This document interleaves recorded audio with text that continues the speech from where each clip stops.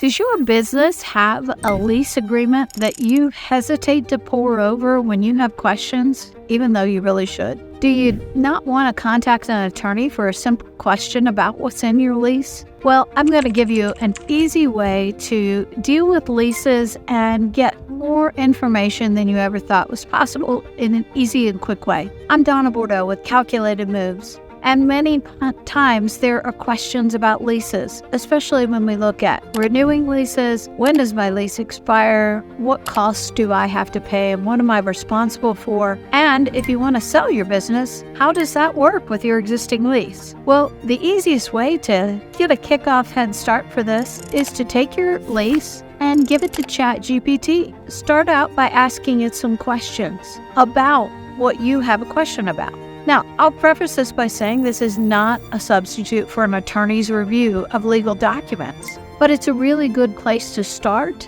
and get some insight into what your lease shows. I had a customer a few days ago, and they think their HVAC system is going bad, and they weren't sure about the ramifications of who had to pay for that. So I said, hey, just let's take your lease and pop it into ChatGPT and ask, and it will at least point us to the specific places where it discusses that and help us get some answers very quickly without having to spend hours going through and digesting a huge, long lease. It was a great answer that it gave, and we actually found out that the landlord was responsible for the HVAC system in their particular case. I also use this in many cases to look at finding out, do they have a personal guarantor? What costs are included in anything other than their monthly rent payment? What else would they have to pay outside of that? Looking at selling, we look at what are the terms of substituting. Will they be able to